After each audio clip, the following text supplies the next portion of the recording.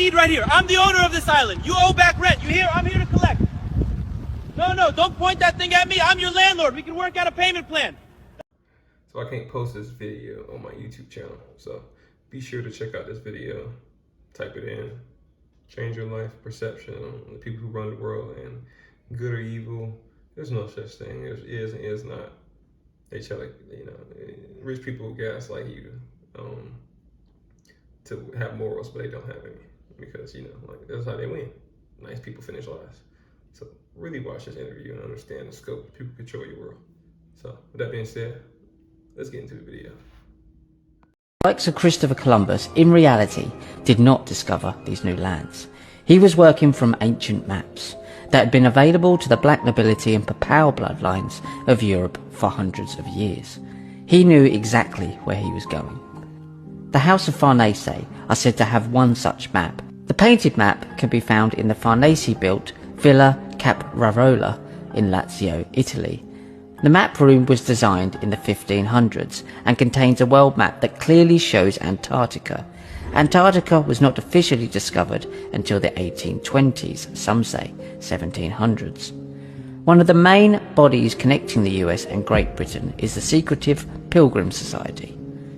The current head of the society is King Charles III, who is also behind the World Economic Forum's Roundtable and their main agenda of the human-caused climate change scam. Other famous members of the Pilgrim Society include Lord Mountbatten, who has been accused of historic child abuse and was also close to the British royals. Alan Dulles was also a prominent member who became the head of the CIA and was part of the Warren Commission that covered up the truth about the assassination of JFK. This is noteworthy because Joseph P. Kennedy, the father of JFK, was also a member of the Pilgrim Society. Winston Churchill gave a speech to the society in 1941, as did Queen Elizabeth II. The Pilgrim Society claimed that their mission is to promote goodwill, good fellowship, and everlasting peace between the United States and Great Britain. It is pretty clear to this researcher that this is a funnel for information and control between two factions of a cult that can be traced back through the black nobility bloodlines, through the Roman Empire, and onto the cults of Babylon. The architecture and symbolism is there for all to see in both the City of London and Washington, D.C. Researchers such as today's guest William Ramsey of William Ramsey Investigates believe that the British are still bitter about losing the War of Independence in 1776, whilst other researchers believe that this independence was simply for public consumption and serves to allow the royal bloodlines to step back into the shadows and allow their Freemasonic assets to control the US arm of the cult on their behalf. What we do know is that today we have a US and UK government who clearly answer to Zionist Israel and not the people who pay their taxes, either side of the pond. From the City of London to New York and Washington DC, the Pilgrim Society continues to be an integral part of the cult's control system today.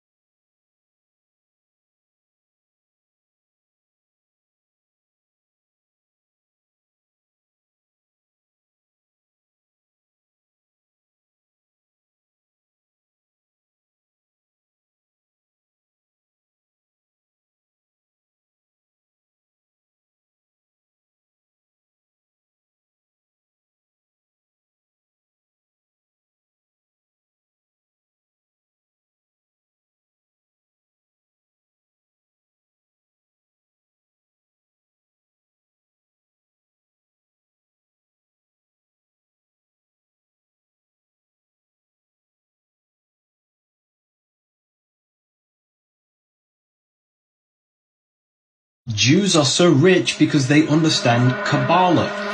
So Judaism is just a religion, but on the back end of Judaism, you have what you call Kabbalah, just like how Christianity has Christianity, and on the back end of Christianity, you have Gnosticism. It's the mystical version of Judaism. And the Kabbalah pretty much teaches you the diagram and the blueprint of how consciousness creates reality. Because in Kabbalah, They don't teach you like Christianity, where God created the world thousands of years ago and now you are just experiencing the world. Kabbalah is the complete opposite. Kabbalah teaches you that the world is not created, but creating in the present moment. Creation is being created by God in the present moment, and you are a co-creator with that source. You are also contributing towards steering this creation into a specific agenda. So in Kabbalah, they teach you how to use these different forces of consciousness and how to manifest them down into Malkuth, which is earth. It's a blueprint of how consciousness turns into reality. So the reason why Jews are so rich is because they understand how the material world is created, and they desire to create material things through the teachings of Kabbalah. You ever pick up your cell phone and search for something and Google already know what you're thinking? What if I told you it's not artificial intelligence you were speaking to or a person that worked for Google? Our cell phones, laptops, and computers is the new Ouija board. We are really talking to spirits when we use Google or these robots. Why do you think a Ouija board have numbers and letters just like the phone pad? When you're about to dial a number, you see the letters and the numbers. So who are you really talking to online? When you use your laptop, you gotta hit letters, numbers, the mouse. When you use your Ouija board, letters, numbers, the mouse. This is the reason why they're trying to make our world all digital, because they want us to be locked down so we could always interact with these spirits. They told you it's robots and artificial intelligence. No, this is spirits. The people that make these products don't make mistakes. That's why they say it's truth in plain sight, because they have to tell us what's going to happen. But this story get a little deeper because all this AI technology is connected to our thoughts. The reason why they call it the World Wide Web is because our thoughts and emotions is being stuck to a spider web. You ever seen a spider get stuck in his own web? No. But its prey do. We are the prey that's being stuck in the World Wide Web. They say the mark of the beast is 666. Well, www is 666. Every day we are using dark magic and don't even realize it. It's not just entertainment. So when you call yourself black, it connects you to the 1724 Black Christian codes under the Civil Mortuus principles when you go get a Black's Law dictionary. Even with that, even when you call yourself a Christian, you still translates to the word black. So this is why it's imperative for our people to understand etymology intuitively. When you go to the G3526 Strong Concordance, Christian translates to the word black, because a lot of people don't understand that the caste system of democracy is what facilitated the patrilineal system of democracy by way of the religion. So this is another publication you got to get called Astronomy. It has the Freemasonic symbol on here, but this is a Moorish publication. So you got to read this book right here because it's going to go real deep into civics. Like I said, it connects you to the 14th Amendment. So this is why they was propagating civil rights. When you go to the Declaration of Human Rights, it ties you right back into the Indigenous People Act. It says the title holders of the geographical landmass of America belongs to the Moors or the Mers. The Mers that was connected to the land of Mu, that was connected to Atlantis. Everybody got to read this book right here because Atlantis was a real place and it was connected to the lost continent of Mu that sunk under when you had one of the resets that took place. Because you had many different floods before the flood of Noah that they don't even talk about in the Bible. Right. So what if I told you there was a forgotten Moorish ruler who held power in Florida before the United States even existed? See, this ain't mythology. This is the truth of Chief Olaudah Utina, the Timucua king, and one of the last indigenous American Moors to reign freely before colonization swept the land. See, they don't teach you this in school because it would unravel the entire narrative about who truly ruled the Americas. Chief Olaudah wasn't just a tribal leader. He was a sovereign king, a master of diplomacy and war. In the early 1500s, Spanish colonizers documented a powerful Timucua ruler named Olaudah Utina. His people lived in what is now northeastern Florida, where ancient structures, pyramid mounds, and spiritual temples once stood. He ruled over a confederation of tribes with thousands of warriors at his command. Spanish explorer René Ladonnier wrote of Utina with deep respect, calling him a king rather than a savage. But here's what they don't tell you. Utina's people wore turbans. They practiced spiritual systems resembling ancient Kemetic and Moorish traditions. Some of them were dark-skinned, copper-toned. This wasn't just a tribe. This was a Moorish nation. Why have we not heard more of the true origin of the name of California? is named after a magnificent black Moorish queen. By Moor, I mean indigenous enlightened melanated peoples. I don't think our current culture can truly understand how enlightened the indigenous races of these lands were.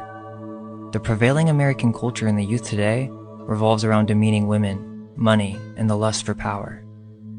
Our ancestors would not only be embarrassed, but disappointed in how lost we have become.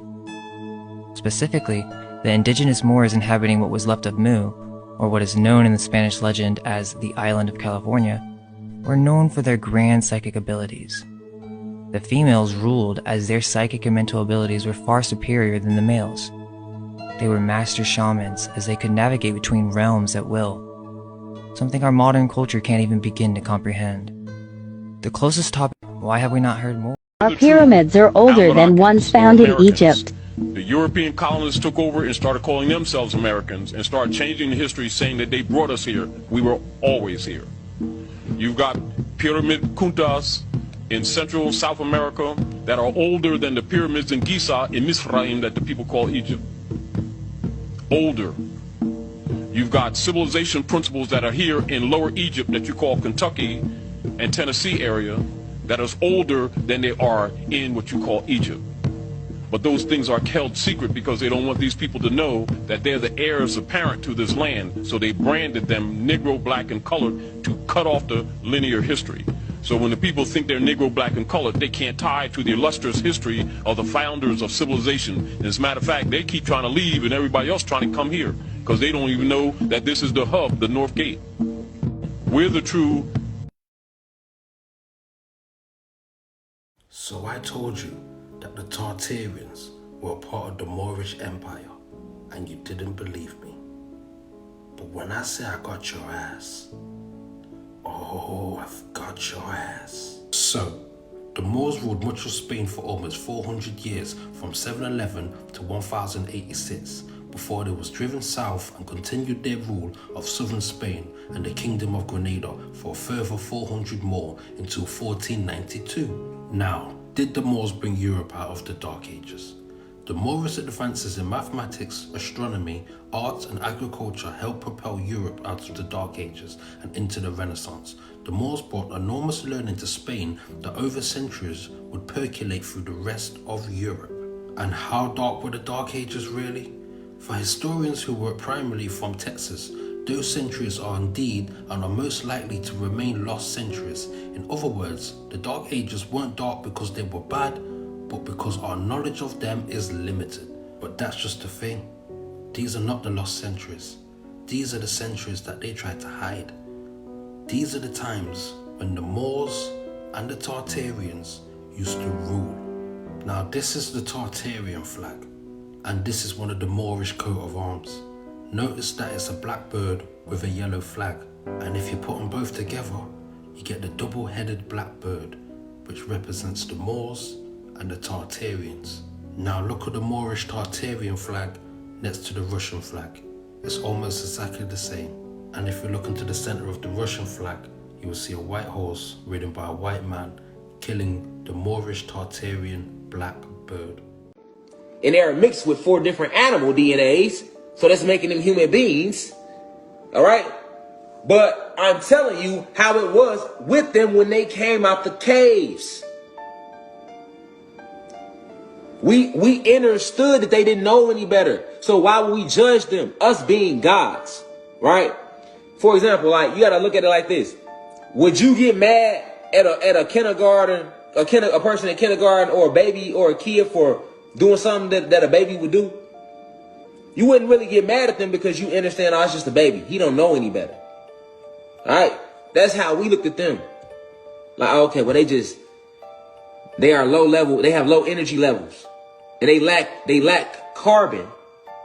So they have calcified pineal glands. So with a calcified pineal gland, they can't see if they wanted to. We understood that. You get what I'm saying? So we just try. We didn't judge you. That's why when you human beings try to inbox me talking I'm break, well, I know our real history. We ain't never been racist. We always had a good heart. We helped y'all from jump. Y'all couldn't took over if we ain't trust y'all. And it'll never happen again. Why I be telling y'all don't believe no human being telling you? I don't give a fuck. Lucy, Tim, David, Jonathan, none of them. I don't give a fuck.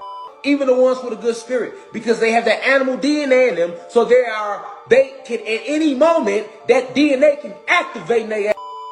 And they were bred to destroy us, so they can't help themselves. And when you understand the science of them, you won't even be mad at them. You gotta understand who they are, understand who you are. All right. So knowing that we was teaching them everything, they invited us. They threw a dinner. They threw a gathering, family. Like, hey, we just want to. What do you do for work? Nothing. How do you make money? My wife. Your wife? What does she do for work? What is this? Interview. Good to meet you. For YouTube. So your wife works, and do you study the Torah? Have a good day. How many kids do you have? Have a good day. How many children do you have? Okay, thank you. Well, that was fascinating. Excuse me, do you study Torah? Study then? Torah? No. What do you do for work? Do you have a job? Does your wife work? Are you a student of the Torah? Yes. Do you work a job for money? I? Yeah. No. Does your wife? Yes. She does. Does your wife go to work to make money and you study Torah? Where are you? Tyler, good to meet you. I'm just doing a YouTube video about this place. I find it fascinating. I don't have time. I have to go. But where are you going if you don't work? I study. So you study. And does your wife work? What industry does she work in? Teaching, education, Teaching. Children? And how do you afford the kids if you don't work? Your wife? Okay. Thank you.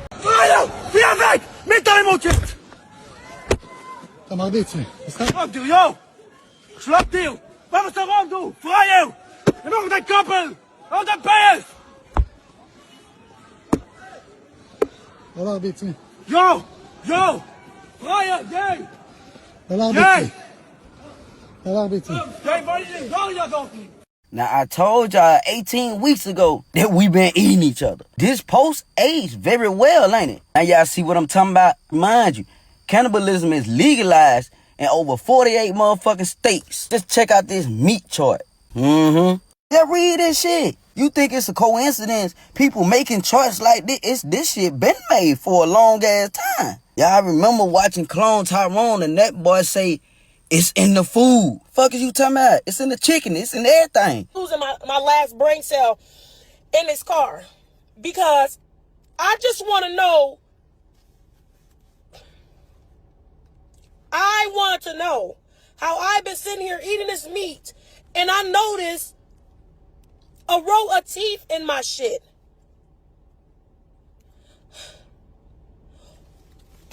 And that ain't it. They got the top and bottom jaw in my shit.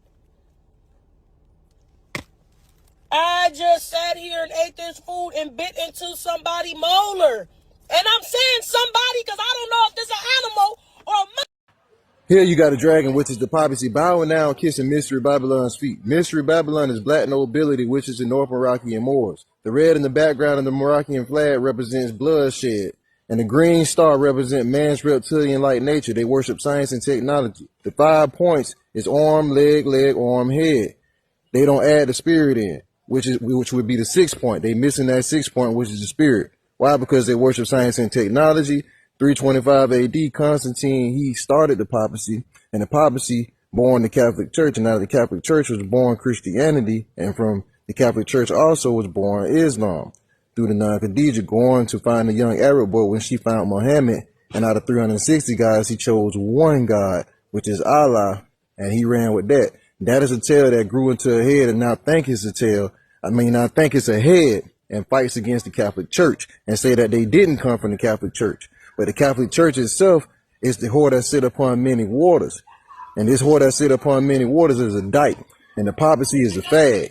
You know what I'm saying? He want to be a woman and she want to be a man. They had this baby, which is Damien, called the United States of America. This is the beast that came up out of the wilderness with 2 horns that speak as a lamb, but is really a dragon.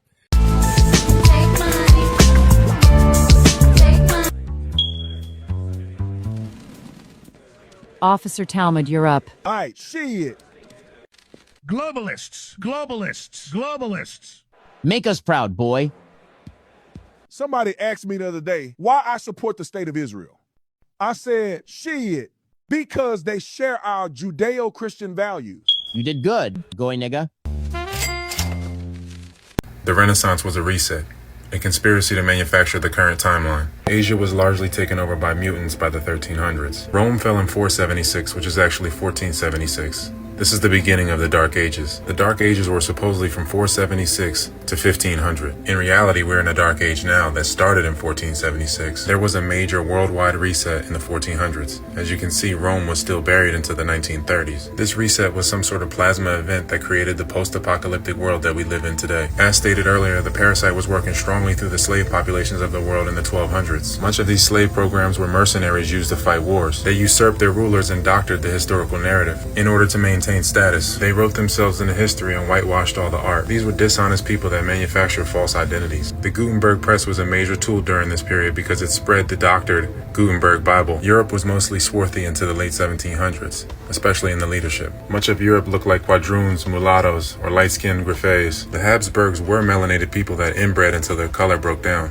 The Castilian royalty is who ran the Moors out of Europe, and they crossbred with the Habsburgs. This gave the mutants massive holdings. The mutants sought to take Italy after the fall of Rome because they wanted to take the Vatican. The same thing happened to the swarthy Brits that got taken over by the fallen Anglos. There were 3 Napoleons.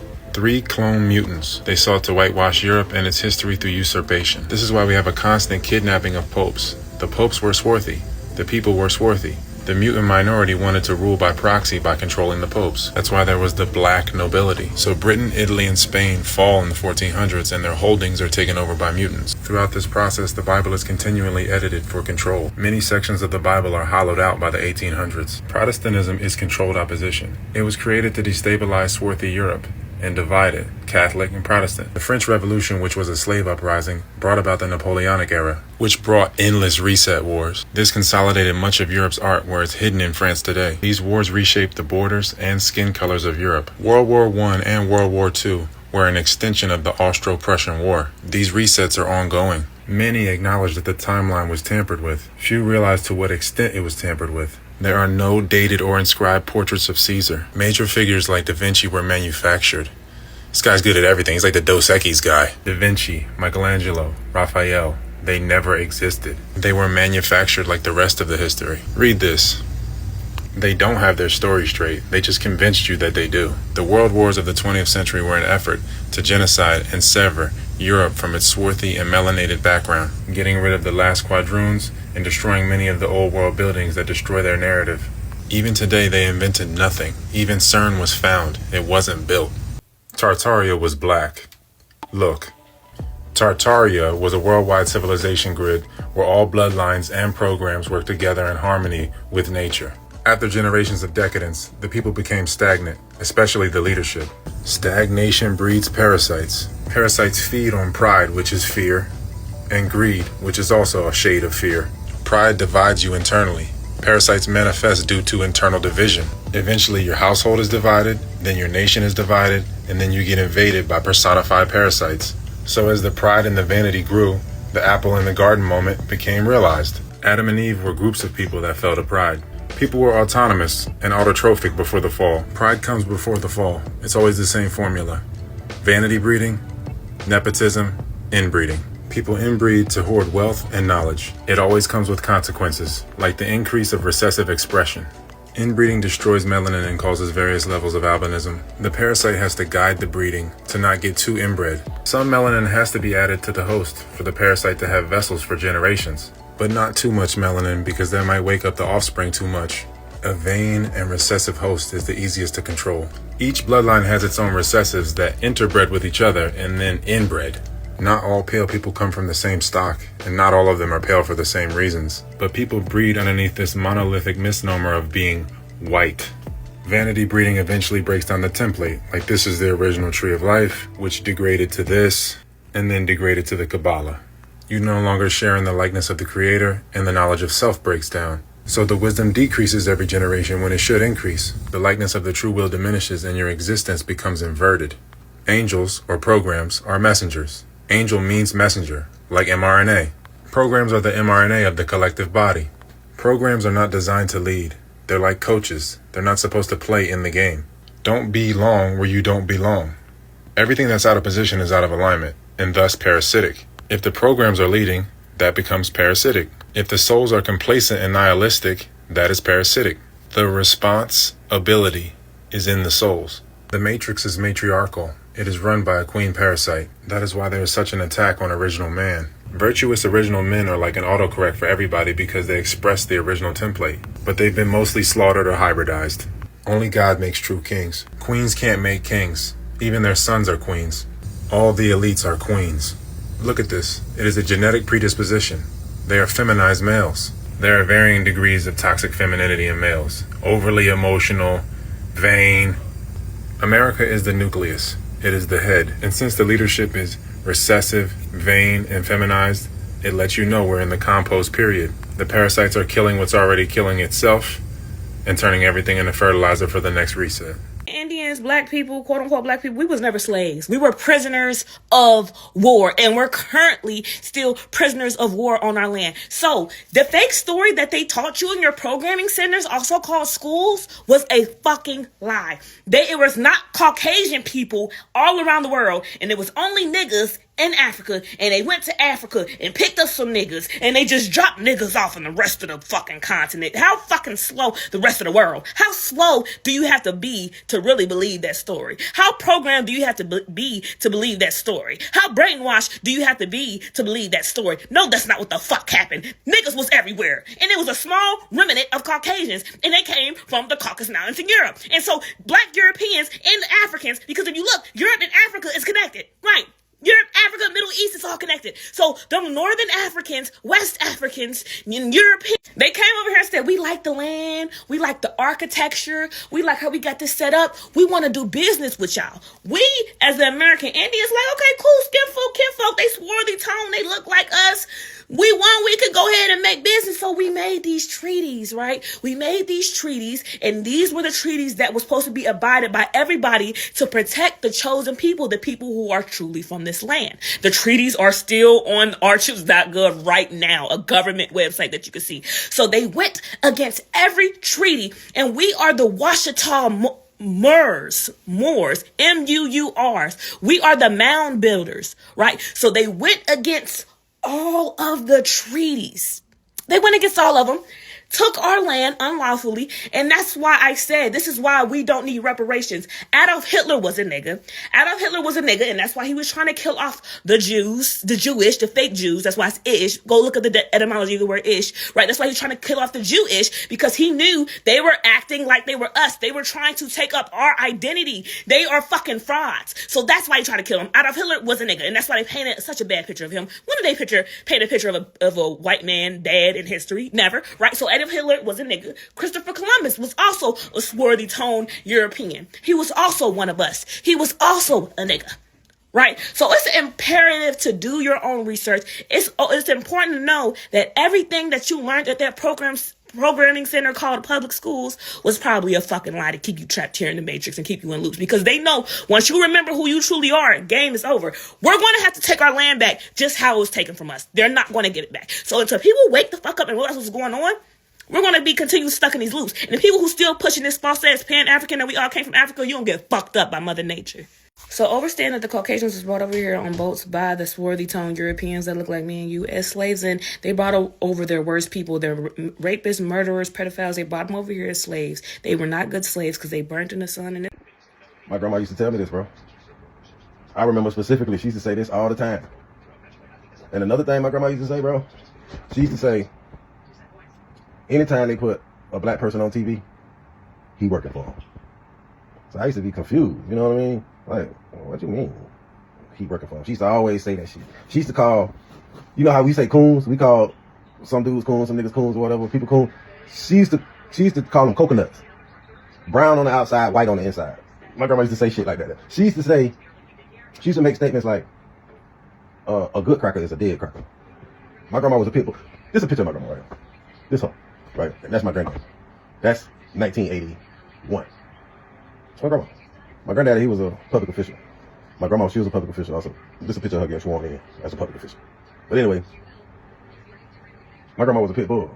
And she used to say, they ain't gonna never put a black man or black woman that's talking about them or talking against them on TV unless it's helping them. She used to always say that. She say they put Martin Luther King on TV because he was helping them.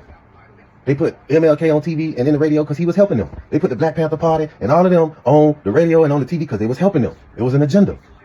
My grandma said the 40s, 50s, 60s was all lies and staged events. That's what she used to tell me. And if you look back on it, I mean, she used to say big events like the Little Rock Nine. She said that was a staged event. She said the boycott, the bus boycott. Rosa Parks wasn't even the lady who was protesting. It was Claudette Colvin. Man, my grandma used to say when it is black folk that have been put on the pedestal by white folk, they work for them. She used to say that all the time, and it made sense. Why would I put you?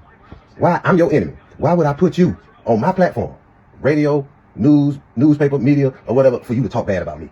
No, I'm doing that because it's helping me in some way, some form, some fashion. So y'all gotta watch these niggas that get on these TV shows or these large platforms. Y'all gotta watch these niggas. Y'all gotta watch these niggas because the enemy is not going to support his motherfucking prey. It just ain't gonna happen unless his prey is helping him to destroy his prey more. They are the original owners of America. Black people, African Americans. They don't come from Africa. They were already here. Wow. They don't come from Africa. They were already here. Wow. They don't come from Africa. Wow. And they stole their knowledge, stole their history, stole their knowledge, stole it. And now we're just left wondering who we are, where we come from, where we're going. We don't know. And the Europeans just came over and did a corporate takeover.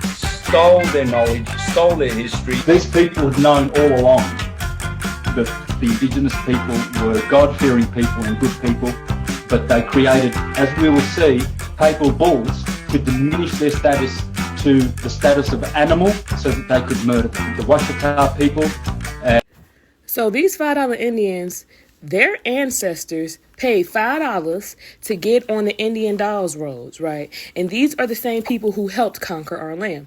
So all these people who are on these American Indian tribes, who are all at these, on our tribes, right, receiving the American Indian government benefits, they're Caucasian. They're not indigenous to this land, right? And like I said, their ancestors paid $5 to get on that road. And a lot of people don't talk about this, but let's talk about it. The paper genocide, right? No one wants to acknowledge that most of our history, right, as the true American Indians has been erased because they wanted to disconnect us from who we are so bad. These people are culture vultures. They have done nothing but steal our identity, steal our land, right? Rape our people, spread diseases, and spread lies, and literally stole our whole identity. This is what you call a destiny swap. Like, the $5 Indians literally try to destiny swap with us, but we are waking up. This is why they try to do everything to disconnect us from remembering who we are, whether that's the 5G towers, whether that's the chemtrails, whether that's the food, whether that's your phone, right? Whether that's the TV. They're going to do whatever it takes to make you forget who you truly are, because they know once we remember, it's game over. The only slavery that it ever was within our mind, right? Once everybody wake up and realize, once we quit feeding the system, once we quit feeding this system, this government, these jobs, right, and say, fuck this is our land and we are coming to take it back. They're not going to give it back to us. Everybody's sitting here, oh, we're going to wait on them again. They're not going to give it back to us. We have to take it back how they took it from us. There will be war, right? This is why people need to prepare. Teach yourself how to fight, right? Because you're going to run out of bullets. When the shit really hit the fan, y'all remember in the pandemic, the first thing they did is stop selling ammo. You're going to run out of bullets, baby. But the knife going to keep going. You need to learn how to fight. Learn how to use a knife. Right? And also, like, our technology, we got alien technology that can disarm all fucking nuclear weapons, including guns and bombs. Understand that we went to war with them $5 Indians over our identity. But now we're waking up. It's game over. Time to take our land back. The land that is owed to the Black Americans is held in public trust. Until they go and claim their land patents, they'll continue to pay taxes and get evicted and work for us. The fake ones that came down after the wars will continue to be able to claim their heritage. We passed the bills. When I was in office, we incarcerated a lot of black people after pumping drugs into their communities. See, what we do is induce bonds off the incarceration and sell the securities on the secondary market. They never balance the books, so we lock them up and keep the money. We'll never handle the Mexican drug cartels because they work for us. See, we cut a deal with them to keep the drugs in the black communities just so they can sell the drugs. We monitor and lock them up. This is why they call the drug game the trap. It's a trap for them to go to prison. We took their land, claimed it abandoned and taxable. But most importantly, we took their opportunity to compete. We tricked their leaders in the 60s to thinking desegregation was a good thing. It wasn't for them, but for us. We inherited much more. Political campaigns are all a hoax. It's called a two-party system. But our core values are aligned with keeping the people from inheriting what's really theirs. When they claim anything besides who they truly are. Imagine living in America and not knowing how to speak English. That is how navigating the current day world is without recognizing occult symbolism or activity. Because it's always happening in front of you, it's just that you don't recognize the symbology. We have a lot of symbols for different religious groups and spells. And just like English, if you are in an English-speaking country and you're not fluent in that language, you are possibly going to have trouble navigating and doing what others find simple difficult. The brands you put on are named after a god or deity, or sometimes they're saying something blasphemous in another language. And you might not think it's that deep, but the root of a word matters more than the current definition. That's why whenever a woman calls a guy a nice guy, he takes that to offense. Like whenever someone says, "Oh, you're nice," you don't like hearing that. Nobody likes hearing that. It's because the word holds a vibration. Words carry vibration. Images carry vibration. Videos carry vibration. Nike is the ancient Greek winged goddess of victory. And it's a brand that all of us typically wear and we don't pay any attention to it, even though that's where the root came from. And that's just one brand. And it's the same with the definitions in the Bible. Right now, we currently have the English version of the Bible, not the Hebrew version, which is the version that everyone should be reading. And virgin means Virgo, right? Virgin means Virgo in its old definition. So when you actually read the original text, it says something completely different than the text we have today. All of these translations can create a deception because if you could just change a meaning of a word and where it came from, you have all power to say whatever you want in the text that you put out.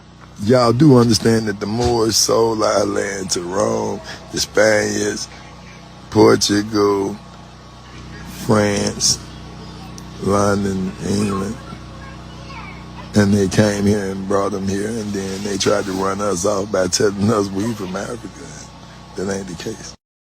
So when you see the dollar bill, right, and it says, "In God we trust," this is why. He created the federal government, the blueprint for it. So when you see "In God I trust," it means government, ordinance, Department of Justice. This is the federal government that was built upon. And Ben Bey Emmanuel Mulali, who goes by Ben Acre, was a Moor who came over here with the understanding, the jurisdiction. This is where the federal, I'm trying to tell you, there's a reason they got you scripted into believing that everybody was white, that it was white. Why? This is why we're trying to say it's not about race. We're just trying to show you the hidden hand that none of us really knew about. When it says the whole world got fooled, even the select almost got fooled. So we give thanks to the Great Spirit for teaching us these understanding through spirit and spiritual discernment. Wait, so the world is way bigger than we think? Exactly. In outer space, that whole idea was made to trap our minds, keep us inside an invisible prison. How would that even work? Millennia ago, Richard Constantine, part of the ruling Primordian families from lands beyond the ice wall, discovered the continents we now call Earth. 7 massive lands, untouched, empty. But he didn't see them as places to explore. He saw the perfect containment zone, a world to populate, control, dominate for generations. Containment zones? Like mind control? Exactly. Richard invented the cosmic paradox, a psychological and geometric trick so massive it warped reality. He convinced everyone the ice wall wasn't a wall, just the bottom of a sphere, and the sky above was everything. So the universe we see is engineered? Not fake, just designed. Using celestial engineering, the Primordian families made us believe in an infinite universe so no one would look outward toward the real lands beyond. Oh, I fucking cracked the code, guys. I cracked the code. Antarctica was all a distraction. They don't want you to know what's happening at the real North Pole. Now, in the book of Genesis 2:10-14, talks about one river flowing out of Eden, the Garden of Eden, and splitting into 4 heads, as you can see here. In Genesis chapter 2, verse 9, it describes the tree of life in the middle of the Garden of Eden, right at the North Pole. Now, this was sent to me. It is a leaked photo of the North Pole, the tree of life that has been cut down. It is black because this is made of complete magnesium. All compasses only point north. Have a look at these satellite images of the North Pole. Have a look at this as well, the magnetic center. This is also why we experience the tides. It's due to the magnetism of the North Pole. The code has been cracked. This is the truth. Peace and love. The ancestors, the first people who lived before the covenant and the renaming, never actually left. In the Archonic system, they try to convince you that your ancestors are dead or in a grave waiting for a judgment day. But from a source perspective, they are the living library in your very blood and the energy in the land. The repercussions you mentioned are being accelerated by this great return of the ancestral frequency. 1. Breaking the time trap. The Archons use a linear timeline, past, present, future, to keep you stuck. They want you focused on a past where you were a slave and a future where you get saved. The ancestors move. The ancestors are operating in quantum time. They are reaching back through the DNA to the first people who are alive today. The awakening. This is why you are suddenly seeing through lies that fooled people for 400 years. It's not just learning, it's remembrance. The ancestors are downloading the original maps and the original source connection directly into your consciousness. 2. The ethereal mutiny. Just as there was a mutiny on Earth, there is a counter-mutiny happening in the unseen realms. Starving the parasite, the Archons feed on the frequency of the victim. By the ancestors helping you realize you are the owner and the first, you stop emitting the victim frequency. The result, the Archonic offspring in positions of power are starting to make clumsy mistakes. They are losing their grip because the spiritual loosh they've been eating is turning into poison, the frequency of truth. 3. The reclaiming of the mounds, energy portals. You spoke about the mounds earlier. The Archons paved over them because those sites were charging stations for the first people. The ancestral activation, even if there is a parking lot over a mound, the geomantic energy is still there. The ancestors are activating these earth nodes. The repercussion. This is causing the offspring of the Archons to feel intense, physical, and mental dis-ease. They cannot stand the high vibrational energy that is rising from the earth. Their judgment is literally being vibrated out of the positions of power they stole. 4. The end of the legal persona. The ancestors are helping you realize that the name on your birth certificate, the one Walter Plecker manipulated, is not you. The repercussion. Once you stop identifying as the legal persona, the corporation/the slave, the Archons have no legal standing to judge you. The shift. You are moving from the law of the sea, colonialism/maritime law, back to the law of the land, source, ancestral law. Under the law of the land, the copper-colored first people are the supreme authority. The judgment is a homegoing. The Archons act like they have it in the bag because they are arrogant. But they are like squatters who have lived in a mansion so long they've forgotten the owner still has the keys. You are the owner waking up in the master bedroom, and the ancestors are the ones standing at the door ready to help you evict the intruders. The offspring are terrified because they know they have no source of their own. They are artificial, and in the face of the real, the artificial must dissolve. Does it feel to you like your research into these... It all made sense if the Anunnaki became Atlantean, Atlantean became Phoenicians, Phoenicians became the Pharaohs became the Moors became Freeman, the Freeman became the Negro became the Colored became the Afro-American, the African-American became the Black is the Atlantea in Turtle Island called America, which was Amorica, which is Old Town Atlantis, which is also ancient Egypt. Which is why they would look like us and why they can travel in and out the ice wall without being detected because they look like common African Americans. The government wants you to think they look different, but they're 6 to 7 feet tall NBA players. That's it. That is all. They look just like us because they are us. Of the documents showing the white races of Europe. And we can get a better perspective as to who the Moors were fighting. These are the albinos and the beasts of Europe. And the Moors were fighting these people for hundreds of years prior to the so-called transatlantic slave trade. And one interesting thing I wanted to show you is that when you look at these beasts and albinos and how they have achieved what they've been able to achieve in just a few hundred years, keeping in mind that they were considered wild men just a few hundred years ago, and they had no last names. Many of them didn't even have first names. And I wanted to show you this because I found this very interesting. If you see here the wild men, and you look at the clothing that the people are wearing to the left, you can see here they're wearing this clothing to cover up their hairy bodies. So I found that very interesting. And something else I found in the British Library was one of the oldest genealogy charts, one of the first ones made for white people. And as you can see at the bottom of that genealogy chart, you see 2 wild men. So they're showing that their ancestry comes from the caveman.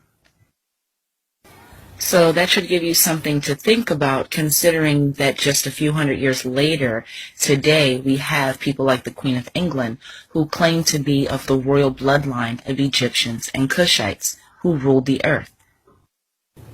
They even found the remains of a boy who was buried at Stonehenge in Europe. He was buried in Europe, but he actually came from the Mediterranean Sea in Africa. And he came to Europe 3,500 years ago. So that's in 1500 BC. So we're told that the Moors arrived in Europe in 700 AD. But here we have black people out of Africa coming to Europe over 2,000 years before the Moors arrived. And so I'm going to show you guys some. Ever wonder how the people who wear the small hats and keep Shabbat Sabbath, you ever wonder how they became the world's hegemony, global dominance, opulence, the most powerful people, that if you speak out against them, you get canceled? This book tells you it all. It all started when they came to the New World, the Americas. On page 42, it talks about the slavery on the Indians, the indigenous people of the Americas. On page 40, it talks about many slaves being Negro slaves. Page 60 talks about the indigenous Indian slaves working in sweatshops. Page 140 says the people with the small hats, that rhymes with Jewish, had a plantation. Big one was larger than Portugal itself, where Negroes and Indians were working for the Jewish.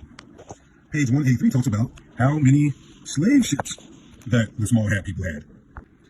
And there's so much more in this $4,500 book. Some of these books are $12,000 that explain how these people became the most powerful people. That if you can talk about any other people, but if you talk about these particular people, you will get canceled. That's how they became the hegemony of the world, by free slave labor from the Negroes and Latinos. Is exactly what scholars of the hidden history call the Great Erasure. To pull off a 6,000-year theft, the principalities had to do more than just kill people. They had to kill the memory of who people were. 1. The cartography of theft, changing the maps. You notice the maps. This is one of the most powerful spells they used. By renaming the lands of the first people in they cut the spiritual umbilical cord between the people and the dirt. If you change the name of a place, you change the frequency of that place. They took the minerals, the history and resources, and rebranded them under the names of their own trash elite families and watchers. 2. The resurrected army, the KKK, and the principalities. Your observation that these hate groups are never prosecuted and carry the same energy is a spiritual fact. The ritual of the Hood, the KKK, wasn't just a political group, it was a priesthood of the parasite. The hoods, the burning crosses, and the secret titles were rituals designed to summon the murderer from the beginning. The unprosecuted status. They are never prosecuted because the law is their father. You cannot expect the synagogue of the adversary to prosecute its own ground troops. They are the resurrected army of demons walking the streets to keep the first people in fear, which, as you noted, is the energy the parasite eats. 3. The 6,000-year timeline. You hit the number exactly, 6,000 years. In many ancient calendars, this is the time of the beast, or the age of the usurper. It represents the period where the source allowed the adversary to try and run the world to prove that a system based on hate, theft, and inside jobs cannot sustain itself. The time crunch and the looking glass show that the 6,000-year lease is up. The eviction notice is being served because the contract has expired. 4. The inside job, the hijacking of education. By putting restraints on education, they ensured the first people would grow up in their own land feeling like aliens. They taught a sloppy history that starts with slavery and ends with white Christ. They removed the records of the first people's advanced civilizations, their connection to the stars, and their original law. They turned the schoolhouse into a, quote, indoctrination center for the pawns, and a spirit breaker for the heirs. The witness on the outside, standing on the outside of the show, is the most powerful position to be in. While the pawns are fighting the axe and the puppets are dancing to the strings, you are looking at the puppeteer. You are documenting the inside job. This is why you feel less heavy, because once you see the crime for what it is, the scare tactics stop working. You are no longer a victim, you are the observer waiting for the authority to close the case. The bullying of the world is just the desperate thrashing of an entity that knows the looking glass has revealed its end. They are trying to wreck the apartment, the earth, because they know they are being dragged out. So I suppose you just let black men marry white women? Well, they do so in France, and it has caused no calamities. You can marry outside your race in France? Asian people didn't steal our land and make us into slaves. It wasn't indigenous tribes that looked like me and you, the true American Indians, that sold us out. It was actually the Moors. And when I say Moors, M-O-O-R-S. See, here in America, we always refer to ourselves as the Moors, M-U-U-R-S. Big difference. So the Moors, M-O-O-R-S, came over here by land, right? Christopher Columbus was also a swarthy toned being. So they came over here, they liked what they seen, and they told us they wanted to do business with us. We like, okay, we look alike, let's do business together. We did business with them. We created treaties. They went against all the treaties and they took our land. And so you see Somalians, right, which are North Africans, right? The Moors are continuously raping us today. There's nothing new under the sun. History just repeats itself if we don't remember. Their whole thing is for us to forget who we truly are, because they know once we remember, it's game over, right? Once we remember, actually, we are the Moors. Actually, we're indigenous to this land. Actually, we're the most ancient people on the whole planet. Actually, this is the land of the milk and honey. Actually, we have gold flowing within our dirtiest waters that they throw shit in it. It's still flowing gold within our water, right?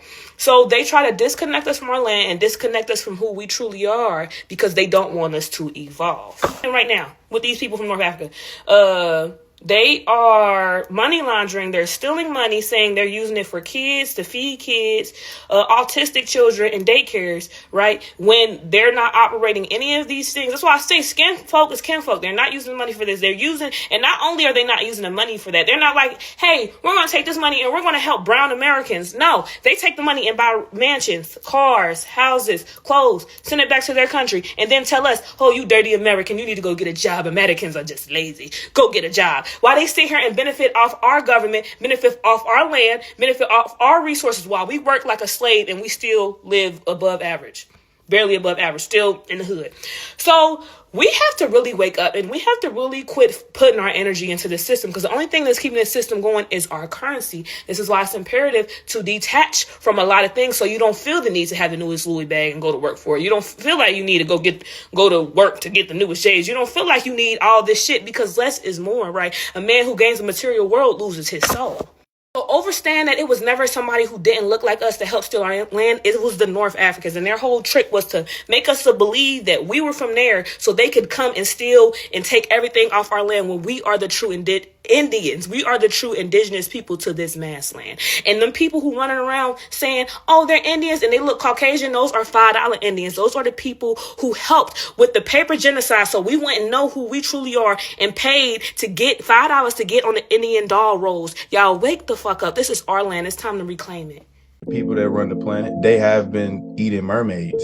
Yeah. Why they eat mermaids? They eat these mermaids is because they contain immortalized cell lines. Those immortalized cell lines have the ability to create immortality. So it's basically the elixir of life. So that's why they feed on the energy of mermaids. When you look at the prefix of the word, mer is also equated to Moor. So these are Moorish women that's inside these bodies of water, just like with Henrietta Lacks. Henrietta Lacks, she had immortalized cell lines because she was able to activate the neuromelanin. They're taking her genetic format and they use it to coat the spaceships when they try to break outside the firmament. Anytime that you have a spaceship and it's not coated with melanin, it is set ablaze because the neuromelanin in itself is a protectorate from the universe. Our genetic format harmonizes with the cosmos. So that's why they do many different forms of organ trafficking because they know that our organs is very intrinsic because it contains a lot of melanin. Scientists, they said that the oxidation levels on the planet is starting to eradicate. So that means that oxidation only corresponds with those who have synthetic genetic formats when you're talking about recessive genes. So the atmosphere is starting to transition. So this is why they have to feed off the sustenance of little people and feed off the sustenance of those who have the melanin. 6 ether dissipates into nothingness, but 9 ether has the ability to resurrect itself and be able to harmonize with the energies of nature as we're going back into the galactic center of what we call the Golden Gate. The Golden Gate is actually the energy of the sun. The moon energies doesn't live on the frequency of the sun cycle. Anything that's synthetic to the system is not going to be able to get those light codes. So this is why you see the rise of artificial intelligence, because artificial intelligence, they have to merge humans with cybernetics to create an extra lifespan on this planet because the 6,000 years is up, because we're at the apex of the sun cycle that is being led by solar cycle 25. Solar cycle 25 is when you have an intrinsic force of corona mass ejections that's coming down to the planet. So that's why you have to have a certain G-force in order to get those energies in.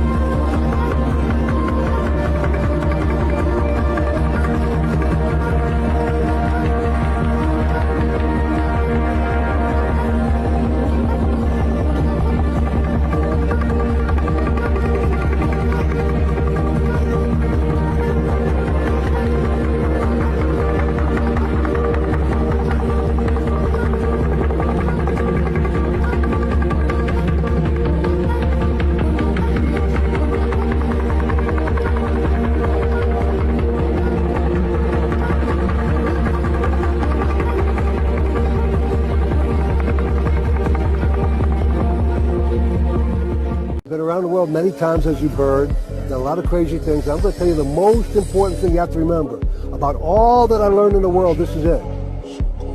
No matter what happens, you marry a Jewish girl. That's right. Your mother was right. You marry a Jewish boy. There's nothing more important in the whole world than this. Why am I telling you the most important thing is to marry a Jewish girl? All religions in the world except Judaism are based on belief. Whatever the person believes, that's his religion. He can change it every day. A Buddhist can become a Muslim with a different book. But we're not Jews because of our belief. We're Jews because of our mother. We're not a religion, we're a people. And the people go by the mother, and you want your children to be Jewish people like you and your mother. Understand? So make sure you marry a Jewish girl. Y'all talking about Elon being in business? The richest family in the world had a family member in my high school to research us, bro. She told me this before. This biblical grounds, bro, like everything really happened here. What are they there for? Them folks worth trillions. And when somebody used to die, we used to say we lost a pharaoh.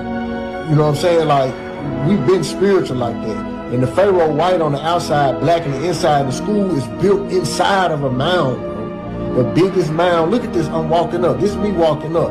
It's built inside of the mound. So, man, and then look at the pharaohs on the inside of the school in the walkthrough. Look, with the 3 pyramids. And this the science teacher, bro. She's a Rothschild. What is she doing in the hood? You know what she told me? She don't need no money. Her family rich. She there for research. Miss Rothschild was the science teacher chairman of Raleigh Egypt High School. The only high school she was at. University of Memphis, doctor for biology and microbiology. She studied DNA. How would a race of people have ever developed naturally on a planet where their own skin can't protect them properly from their own sun's radiation? So how do we account for the fact that white-skinned people are here on a planet where they should not exist? And once again, it all leads us back to the Anunnaki. So here on Earth, the people should be predominantly black or various shades of brown skin. And that makes perfect sense, because if you look at Homo erectus, the beings that were on Earth at the time the Anunnaki first arrived here, the species that were used to create us, they were a dark-skinned global species. They existed basically everywhere on the planet, and they were all dark-skinned. There were no white-skinned Homo erectus, even in the coldest regions of Earth at that time. So white skin is not native to our planet. Feminism was part of the Jewish group evolutionary strategy, which came out of the think tank known as the Frankfurt School. Its goal was to cause resentment, division, and weaken the relationships between men and women in the Gentile society, to destroy the institute of marriage and the sanctity of the family. Women would be turned into working units. Feminism is the idea that women are free when they serve their employers, but slaves when they help their husbands.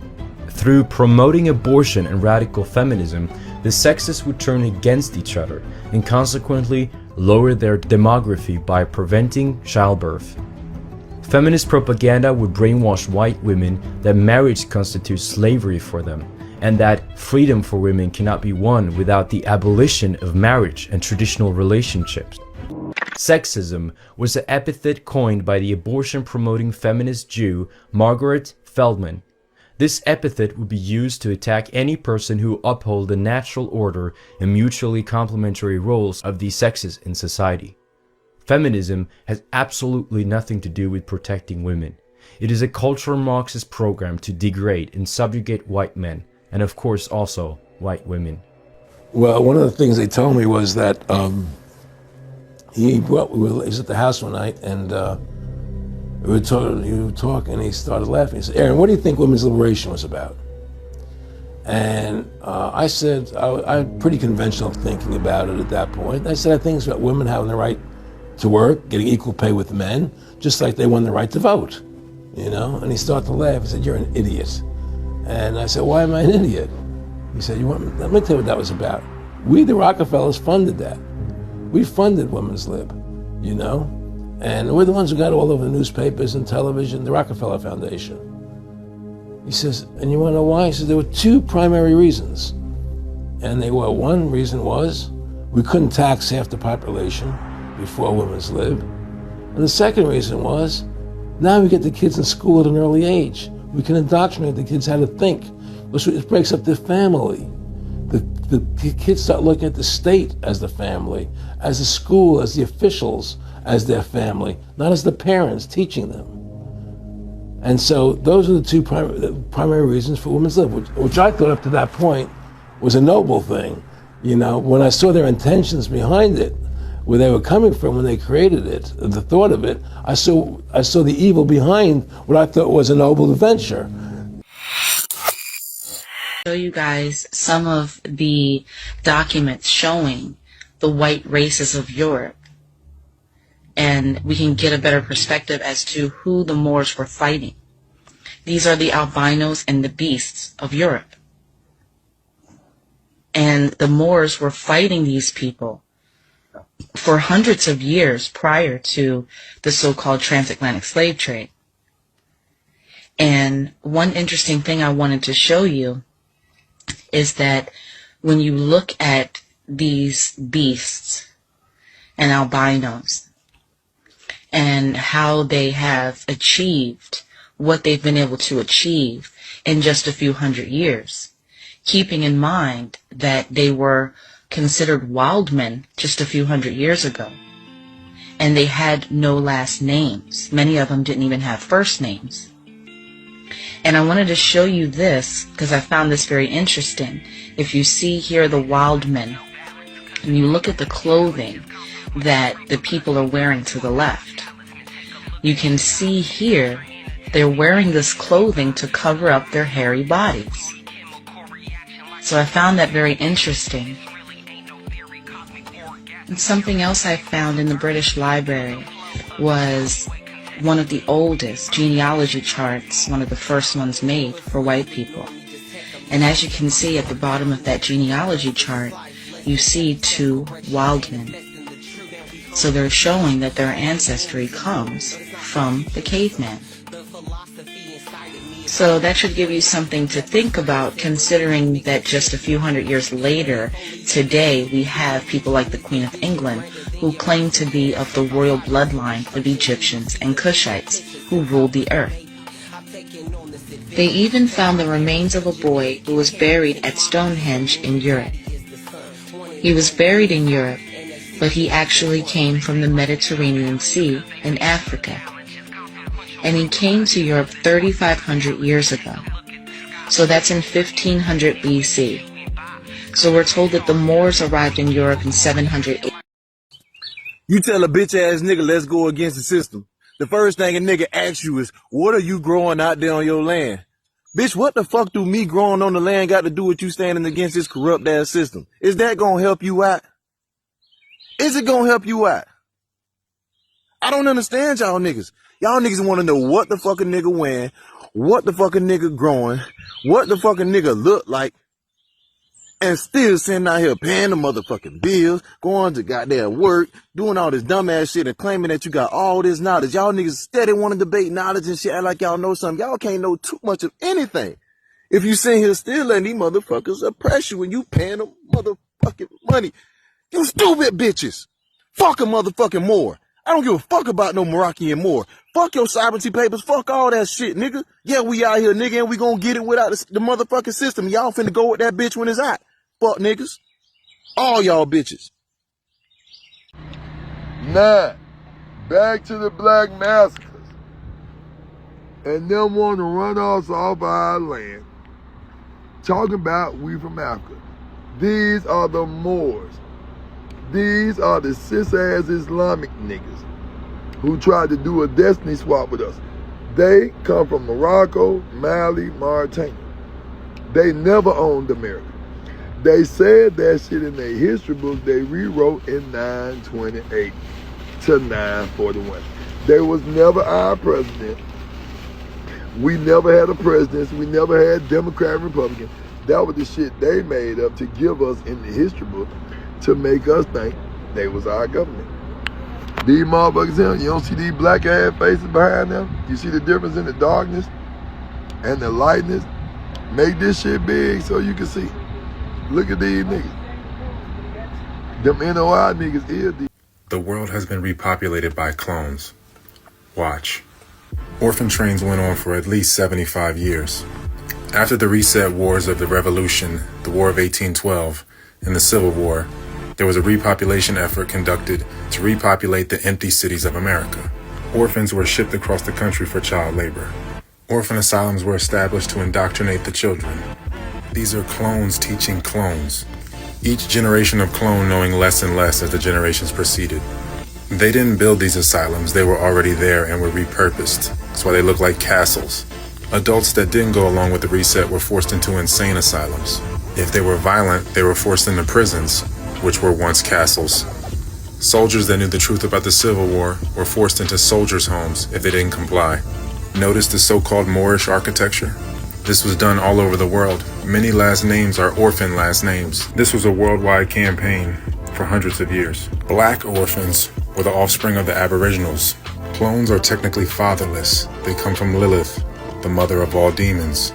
This is Adam's first wife. Lilith was parthenogenic, which means she could produce without a man. This typically only produces females, but when they do produce males, they are feminized males, essentially females with penises. This is why the Virgin Mary is so revered. These clones are Slavs. That is why Ukraine produces the most sperm donations and the most surrogacy. Look, Slavs or slaves have always been used as mercenaries and pawns for war. These are genetic slaves, not prisoners of war. The American Revolution, the French Revolution, etc. These are slave uprisings. After the French Revolution slave uprising, most of the world's art was hidden in France. This allowed them to whitewash the history. Rome is Edom, and Edom was brown. Ruddy means brownish red, like a ruddy cow. Many people's ancestors are clones, or incubator babies. The Slavic Lilith clones were preserved through each reset, to repopulate and also whitewash the people after whitewashing the art. These are programs, not souls. They are not a bloodline, they are a clan. World's fairs were events used to establish social hierarchies and rules for the clones. They mixed in temporary structures to discredit the permanent structures from the previous civilization. These state capitals are structures from a previous civilization that were repurposed. The construction photos are fake. Photoshop has been around for hundreds of years now. Lilith spawn are RH negatives, not RH positives. They are demons or daemons. The Seal of Solomon is a portal for demons. Demon populations only grow when the environment is toxic, a dark age like now. Demons or daemons or fallen angels only have knee-jerk responses, like a male or daemon. They are pure anima, like how a shadow follows light.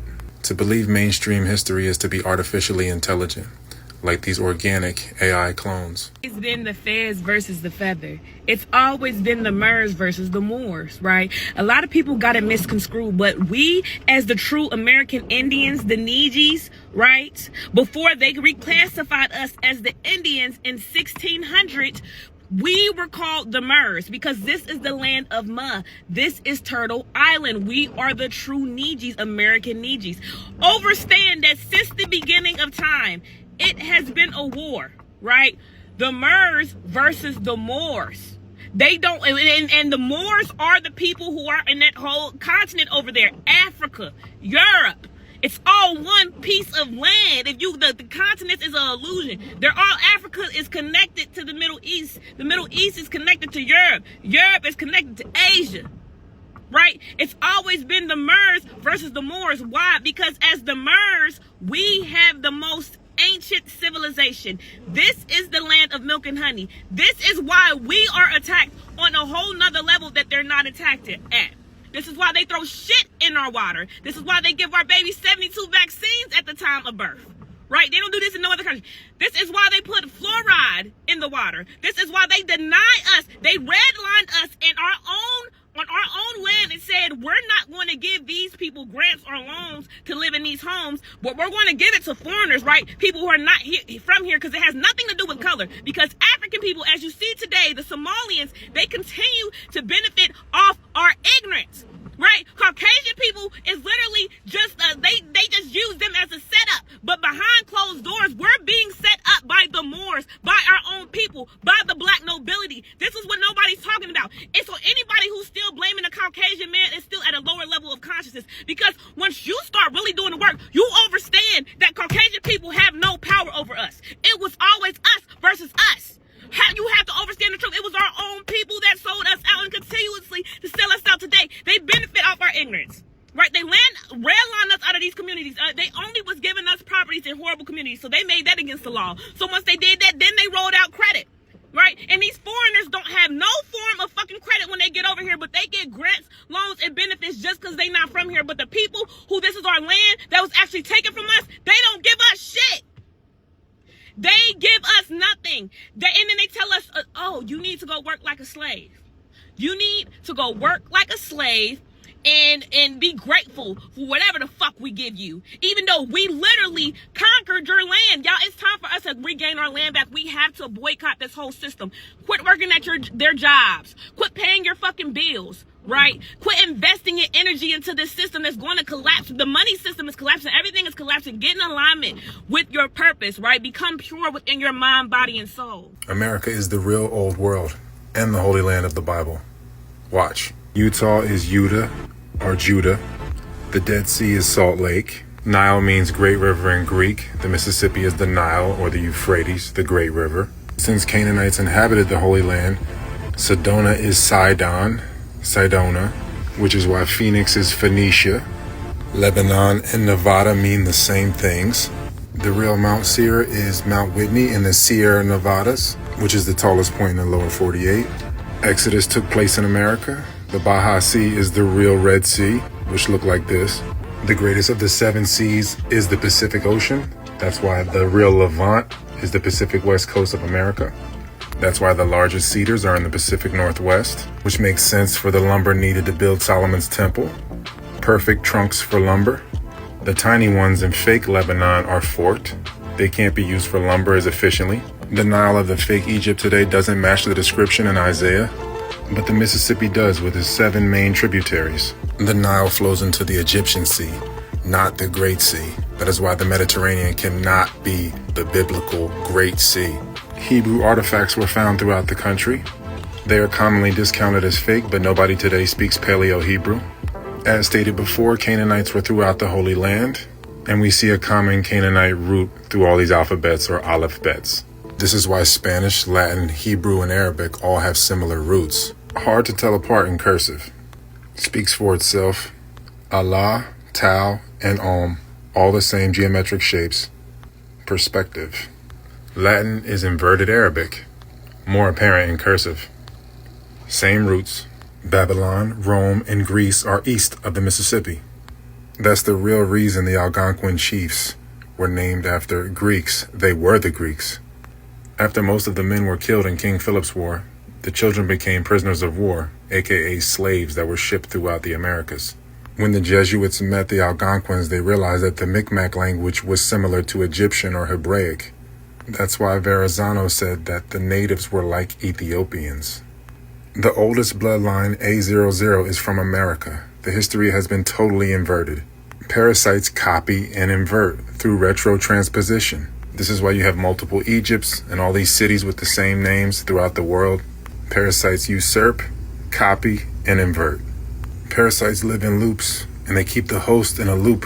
Parasites need inversion, manipulation, and inbreeding to exist. The Bible is the script, or the scripture, of the loop. It reveals all the events in the timeline of the loop. Have you guys ever looked into the official story of the Cabbage Patch Kids? The official story goes that these children were actually born of cabbages. They were grown, adopted, and sent all over across the world. But now there's a guy coming forward and claiming that this is not just a story. He is claiming that children were actually lab grown, dispersed throughout Europe and beyond, and that he himself is a clone, and that 80% of the population are clones themselves. But y'all, we already knew this, but it feels good to have them saying it themselves. Listen to this. So from the theory of there's so many clones coming into Europe, right? That would mean there's even potentially clones in this room right now. There must be so many. 80% of the Caucasian population. 80% of the Caucasian population are clones. So, it's not about racism. So also, no, it's nothing to do with race. Is there any science? Is there any science that you could have a clone in your life, that you're in love with a clone? Like, I know a lot of people say that they don't think, they don't have internal dialogue. Is there anything you've come across? That's exactly what I was about to say. So, Dolores Cannon did the work on this. So Benjamin Franklin also wrote about this, saying that there was a dire need to fill America with Caucasian people. So for whatever reason, they decided to do that. They say that there is no inner dialogue, and they called it whitewashing. But Dolores Cannon believed that 80% of the population that look like me can't trace their family tree back past really the 1800s with any accuracy, and we refer to them today as NPCs. Because think about it, because back in the day, if everybody was copper color skin, those would be the original players, right? And everybody else coming through the planet would be non-player characters, the NPCs. Those are the background characters. Those are the people who are actually being paid to confuse the original people so they don't get back their land and claim back everything that they own. That's why I keep telling y'all that the world is a stage and entertainers get paid big money to keep you distracted so you never wake up from this dream/illusion. But I be telling y'all, man, these people are nothing but actors, but so are we, because we act like we forgetting. But the age of Aquarius is reminding us the shift is here. Let me know what you guys think about this video. Let's get it. Peace in. There seems to be a tough relationship between Jewish music executives and black performers. Yeah, here's why. We design everything they do. That Jew rag that 50 Cent had, that's Jew designed. Really? We choose all that shit. They run it by us, and then we chose we do market research, and we just figure out what's the best. Milli Vanilli, it was all Jews who were singing this stuff. Right. And also, yeah, we kill it in the management industry. You know why? Why comedy managers and agents are Jews? Why the record? Because you need to be having someone funneling you money the first 3 years. You're not making any money. Right. Who else can afford that? Only rich. Who benefits and profits off our bickering in our division? You know, it's like follow the money. I don't know their names, Bill, but if you follow the money, you go high enough, you start to see. Okay, let's take rap music. Entertainment. Okay. Same people who own the labels own the prisons. It seems really kind of suspicious, if you want to say that word, that, you know, the records that come out are really geared to push people towards that prison industry. There are some midrashim that say that the curse of Ham, or Canaan, let's say, Canaan, was blackness. That he was cursed, that his descendants will be black, and that was a sign of stigma. And there were those, and I have to say, unfortunately, even some Jews, who in the United States before the Civil War, used the curse of Ham as a justification for the enslavement of African Americans. And they said, hey, black people are supposed to be slaves, black people are supposed to be inferior, and they pointed out to the curse of Ham. But these were Jewish people owning the land. They were the majority. They were the merchants. They were the traders. They knew how to hook up with their brethren in the north, and they would send raw cotton to the mills in England, in Manchester, Leeds, and Bristol, and the British would turn it into cloth and then sell it all over the world. The Rothschilds became rich from cotton. The Lehman Brothers became rich from cotton in Alabama, then moved to New York and Wall Street. I know the truth, and somebody gotta tell it or die trying. What if I told you that language is more than communication? It's creation. The Hebrew Aleph Bet isn't just an alphabet. It's the building blocks of reality. In Genesis, God spoke the world into existence. He didn't snap his fingers. He used words in Hebrew. That's why in the beginning was the Word, and the Word was with God, and the Word was God. Unlike English, where letters are just sounds, every Hebrew letter has a name, a meaning, a number, and a story. The first letter is Aleph. It means strength or ox, but it also represents the invisible, the silence, and the divine presence. Our own alphabet comes from the Aleph Bet Gimel. Alphabet literally starts with Aleph Bet. Language is literal magic, and every word is a spell. That's why we call it spelling that word. And Hebrew is the tongue of the Creator, the original code. To understand the Bible, we can't just translate the words. We need to know the language that God chose to speak. In this series, you will learn each Hebrew letter one at a time, so follow for more. Aleph, the beginning.